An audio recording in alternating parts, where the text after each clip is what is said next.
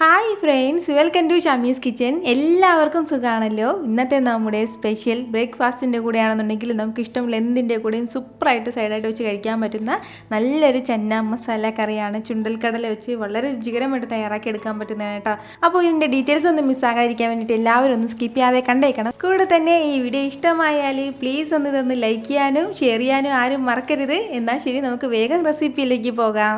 നമ്മുടെ ഈ കറി തയ്യാറാക്കി എടുക്കാനായിട്ട് ഫസ്റ്റ് നമുക്ക് വേണ്ടത് ചുണ്ടൽക്കടലയാണ്. ഞാനിപ്പോൾ ഒരു 250 ഗ്രാം അളവിൽ ചുണ്ടൽക്കടല എടുത്തിട്ടുണ്ട്. എന്നിട്ട് നന്നായിട്ടൊന്ന് കഴുകി കുതിർത്തെടുത്തിട്ടുണ്ട് കേട്ടോ. ഏകദേശം ഒരു 4-5 മണിക്കൂർ നമുക്കൊന്ന് കുതിർക്കേണ്ടി വരും. അതായത് രാവിലെയാണ് നമ്മൾ കറി വെക്കുന്നതെങ്കിൽ തലേദിവസം രാത്രിയിൽ തന്നെ നമുക്കിത് വെള്ളത്തിലിട്ട് വെക്കാം. വൈകുന്നേരത്തേക്കാണെന്നുണ്ടെങ്കിൽ രാവിലെ ഇട്ട് വെച്ചിരുന്നാൽ മതിയാവും. ഇത് ഞാനിപ്പോൾ കുക്കറിലേക്ക് ചേർത്ത് കൊടുക്കുകയാണ്. കൂടെ തന്നെ നമ്മുടെ ഈ കടലെല്ലാം ഒന്ന് വെന്ത് കിട്ടാനും ആവശ്യമായിട്ടുള്ള വെള്ളം കൂടി. ചുണ്ടൽക്കടലെന്നും പറയും, വെള്ളക്കടലെന്നും പറയും കേട്ടോ. അപ്പോൾ അതാണ് സാധാരണ നമ്മുടെ കറുത്ത കടലുണ്ടല്ലോ, അതിൽ നമുക്ക് ഇതുപോലെ തന്നെ കറി തയ്യാറാക്കി എടുക്കാവുന്നതാണ്.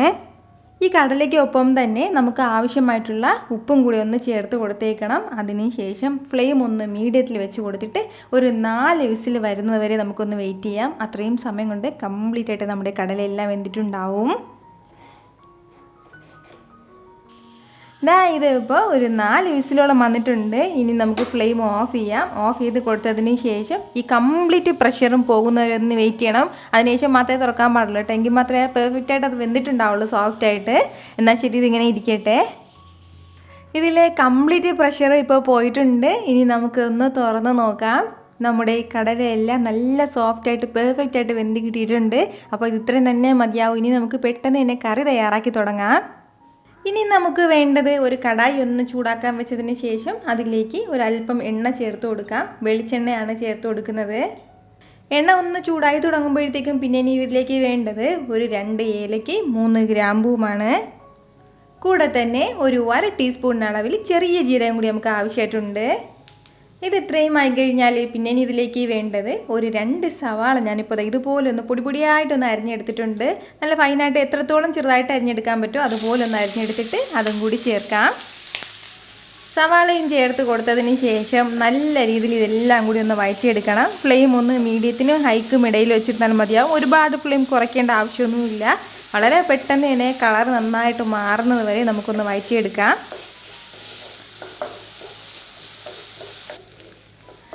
ഇപ്പോൾ നമ്മുടെ സവാളയുടെ കളറൊക്കെ ഒന്ന് ലൈറ്റായിട്ടൊന്ന് മാറി തുടങ്ങിയിട്ടുണ്ട്. അപ്പോൾ ഇതുപോലെ ഒന്ന് മാറി തുടങ്ങുമ്പോഴത്തേക്കും പിന്നെ ഇനി നമുക്കിതിലേക്ക് വേണ്ട അടുത്ത കാര്യമാണ് ഇതുപോലെ ഒരല്പം മാത്രം ചിരകിയ തേങ്ങയും കൂടി 3 ടേബിൾ സ്പൂൺ അളവിലായിരിക്കും ഉണ്ടാവുന്നത്. കൂടെ തന്നെ ഈ മിക്സിയുടെ ജാറിലേക്ക് തന്നെ ഒരു 2 തക്കാളിയും കൂടി, അതായത് ചെറിയ തക്കാളിയിൽ 2 തക്കാളി മതിയാവും.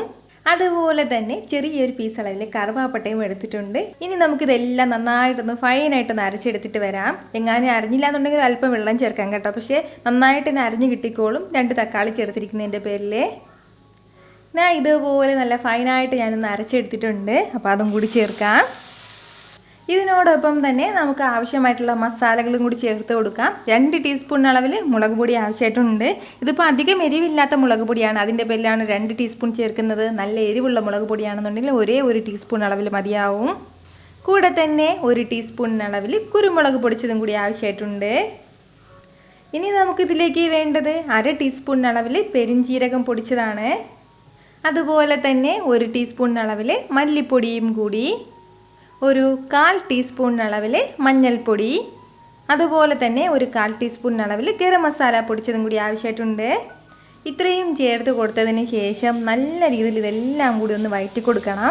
അതായത് ഈ മസാലയുടെ ആ ഒരു പച്ച ടേസ്റ്റ് നമുക്ക് മാറി കിട്ടണം. തേങ്ങയുടെയും തക്കാളിയുടെയൊക്കെ ആ ഒരു പച്ച ടേസ്റ്റ് എല്ലാം ഒന്ന് മാറി കിട്ടുന്നത് വരെ നമ്മളൊന്ന് വഴറ്റിയെടുക്കണം. മസാലയൊക്കെ ഫസ്റ്റിലേ ചേർത്ത് കൊടുത്തൊന്ന് വഴറ്റിയതിന് ശേഷം പിന്നീട് നമ്മുടെ ഈ തക്കാളി പേസ്റ്റ് ചേർക്കാൻ വേണ്ടി നിന്നാൽ തക്കാളിയെല്ലാം വീണ്ടും വഴറ്റിയെടുക്കാൻ വീണ്ടും ഒരുപാട് സമയം എടുക്കും. അപ്പോൾ അത്രയും അതിൻ്റെ ആവശ്യമില്ല. ഇതെല്ലാം കൂടി ഒരുമിച്ച് ചേർത്ത് കൊടുത്തിട്ട് നമുക്ക് എല്ലാം നന്നായിട്ടൊന്ന് മിക്സ് ചെയ്തെടുക്കാവുന്നതാണ്.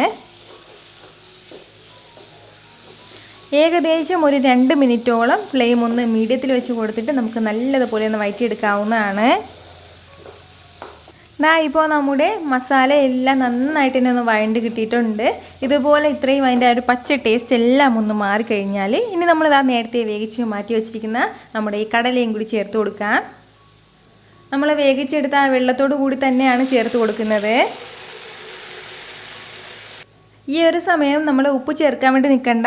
കാരണം നമ്മൾ നേരത്തെ കടല വേവിച്ചെടുത്ത സമയത്ത് ഉപ്പ് ചേർത്തിട്ടുണ്ടായിരുന്നു. ആ ഉപ്പോട് കൂടിയുള്ള വെള്ളം തന്നെയാണ് ചേർത്തിട്ടുള്ളത്. അതിൻ്റെ പേരിൽ ഇതൊന്നും വറ്റിയിട്ട് കുറുകി വരണം. അതിനുശേഷം ഉപ്പ് കുറവാണെന്നുണ്ടെങ്കിൽ മാത്രം ചേർത്ത് കൊടുത്താൽ മതിയാവും. ഇനി ഇതെല്ലാം നല്ലതുപോലെ ഒന്ന് തിളച്ച് ഒരല്പം ഒന്ന് കുറുകി കിട്ടട്ടെ. അത്രയും സമയം കൊണ്ട് നമ്മുടെ ഈ കടലയിലേക്ക് ഈ മസാല എല്ലാം നന്നായിട്ട് പിടിച്ചിട്ടുണ്ടാവും.